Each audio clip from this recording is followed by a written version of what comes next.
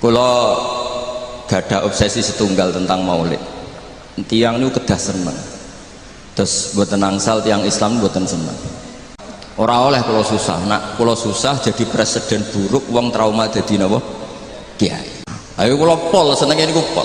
Kula anut terus pokoke anut kiai-kiai riyen, anut ulama-ulama riyen niku bener-bener seneng. Nak sampean ra seneng niku repot. Wong rawani dadi kiai, rawani dadi habib, gak wani dadi wong apik. Mergo wong apik ora kepenak. Terus kudu seneng. Sehingga iman tertinggi niku nggih seneng, ridho niku seneng banget. Kula bantu beberapa santri teng mriki, kula niat tarbiyah teng santri-santri. Sedanten redaksi tentang maulid. Kula pilih beberapa. Asyraka dadi mencorong. Kenapa tidak milih kata anaro? Kalau anaro itu padang tapi sudah menyengat. Kalau asyraka itu padang tapi enak. Kira-kira jam 8-9. Sehingga beliau memilih kata asyraka. Dulu Syekh Abdurrahman Ad-Dibaghi milih kata asyraqal badru alaina, karena al-badru itu simbol kesempurnaan. Itu juga baik.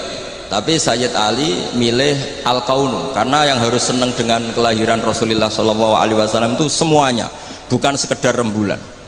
Itu pilihan-pilihan kata berdasar isyq, berdasar dzauq. Yang al-badru karena mewakili kesempurnaan, simbolnya adalah Lailatul Badri.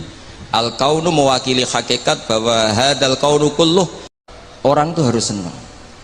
Kata Sayyid Muhammad SAW, faman angkarol maulida faqila lahu, misalnya limada tafrahu bi maulidin nabi, apa bisa menjawab? Misalnya kita punya anak, saya beri contoh, punya anak keriting, wireng, gendut, raine kok bapake lah kira-kira gitu. Iku wae diakekoi seneng kelahiran anak, padahal prospeknya enggak jelas. Sok ben nakal ta ora kok bapake ora jelas, iku seneng. Lho iki lahirnya nabi diseneng-senengno kok dieskali. Artinya maulidu hadzal nabi ini jelas al-maktub beh membawa sa'adatut daren, pasti membawa sa'adatut daren. Lho ono wong seneng kok disoal, itu pakai logika apa? Anak kita yang lahir gak jelas masa depannya aja kita seneng. Kira-kira ngoten ta logika maulid. Sebab itu redaksi seneng itu ekstrim tentang beberapa teks. Sehingga diredaksikan fatrobu ya halal masani. Toroban itu seneng yang agak kaul, agak berlebihan. Sebetulnya di kamus tuh ya agak-agak joget maknanya toroban, tapi kalau tak maknanya gitu masa kiai-kiai joget kan ribet ya. Tapi toroban itu seneng yang sudah tidak terkendali. Jadi toroban itu al-farah yang melahirkan gerakan tubuh, itu torob. Makanya di situ tidak dikatakan fafrahu tapi fatrobu. Jadi seneng yang sampai melahirkan gerakan tubuh. Ya halal masani. Terus fahazarul yumni gharrat, mongkau tai peparing sing serba barokah. Yumnun ini maknanya kanan. Orang Arab dalam balaghatul Arab, kanan itu simbol kebenaran, simbol keberkahan.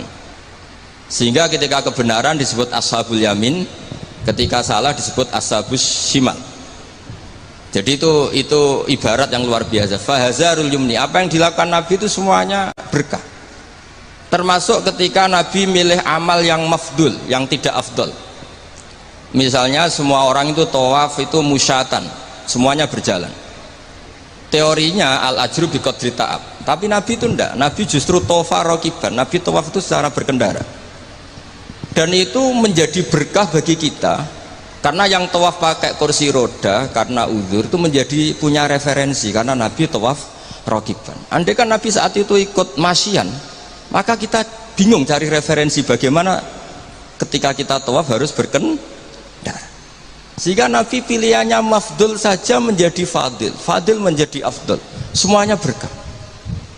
Bahkan saya pernah bikin statement, andai kan Nabi Isa sholat khusyuk dengan Rasulullah SAW makan biasa, itu kualitasnya itu bagus Nabi makan. Kenapa? Nabi Muhammad jadi Nabi itu setelah Nabi Isa karena baiknya, saking baiknya dituhankan. Jika Nabi untuk melawan nafyur rububiyah an Muhammadin SAW dan memaklumatkan bahwa innama huwa abduhu wa rasuluh, itu kalau makan diperlihatkan. Nabi itu kalau dahar kadang di depan rumah dan tidak pati-pati priayi gitu, yakulu kama yakulul abdu, dan itu sengaja. Sehingga ada orang fasikoh liwat, ahadalladzi yas'umu annahu nabiyyun ya'kulu kama ya'kulul abdu. Ini tahu orang yang klaim jadi nabi, cara makannya kok gak priayi kayak makannya abdun. Si perempuan tadi maknani abdun itu budak, tapi Nabi santai saja ngendikan ayu abdin a'badu minhu, ya memang saya budak terbaik, muridan bidzalika annahu abduhu wa rasuluh. Itu kata para ahli tafsir, dikatakan gerakan seperti ini penting bagi seorang Rasulullah Muhammad SAW yang beliau jadi nabi setelah kecelakaan Isa dituhankan karena terlalu khusyuk. Nah, kalau bagian riwayat yang bagian gak khusyuk karena ini. Jadi yang khusyuk nggih monggo, yang gak khusyuk kados kula nggih monggo, itu ada referensinya lah. Sehingga Allah kadang muji nabi itu sederhana. Nabi itu siapa? Orang yang makan. Ini bagi pengkaji tauhid dan tahu sejarah, makan itu penting sekali. Karena hanya dengan cara itu orang nggak akan diduga sebagai Tuhan. Nah, di sini ketika Allah muji Nabi Isa, mal masih ibnu Maryam illa rasul qad khalas min qablihi rusul wa ummuhu siddiqah kana yakulanit ta'am. Coba kalau Anda jadi orang alim, misalnya ketua MUI atau ketua NU, terus dipuji kiai ini tukang makan, itu pasti tersinggung. Mbok ya dipuji tukang qiyamul lail tadalail kan keren, ini dipuji hanya sekedar makan. Seorang rasul dan beberapa rasul bahkan kadang Quran mujinya hanya gitu, wa ma arsalna qablaka minal mursalin illa innahum la yaquluna ta'ama wa yamshuna fil aswaq. Tapi makan di sini beda dengan makan kita. Kalau makan kita kan kepengen wareg, kepengen gendut, kepengen kuat, mbok kuat apa ora ros pokoke. Makanya Nabi itu beda dengan kualitas A, yaitu nafyur rububiyah dal al-i'lam bi annahu abdullah wa rasul. Jadi Nabi gerakannya itu sholatnya ya ibadah, makannya ibadah, goyonya ya ibadah, gojlokannya juga ibadah, diamnya juga ibadah. Itu disebut fahazarul yumni gharat. Gharat itu maknanya juga nyanyi, gharat itu rengeng-rengeng nyanyi. Jadi kalau suwun nas, pokoknya sing seneng tenanan, sing seneng banget. Jadi kalau mau lihat kok susah itu gak boleh. Apalagi tarian terus wong susah itu gak boleh. Tapi nak berkatera enak juga gak boleh karena harus seneng gitu. Jadi ini udang ini tadi tak gosok ini. Saya ini keluarga sini, Mbah Basah akhirnya di sini diutang jadi ngirit mungkin tidak tahu saya. Tapi bagus. Saya juga gak harap-harap ini kan malah saya dosa ini kalau. Tapi saya ini cerita yang penting itu seneng. Seneng ini penting. Saya sering didhawuhi bapak saya ini teman akrabnya ya keluarga sini ya teman akrabnya bapaknya Mas Arwani. Bapak kula nu nek ana wong ngaji nangis iku ngritik. Kata beliau itu, "Wong ning omah utange akeh mimpir BKB digadekno pas ngaji ditangis pisan." Ngaji kudu seneng kata beliau. Teori beliau itu sederhana. Orang sampai maksiat itu karena cari kesenangan. Sehingga kalau taat itu tidak pengganti kesenangan maksiat, maka akan taatnya akan tertandingi dan terkalahkan. Itu teori maksudnya sampean anu te monggo ora ya kok pengeten maksudnya. Sehingga orang ibadah itu harus senang. Itu coba nazuman yang sering dinasidkan Habib Syekh itu.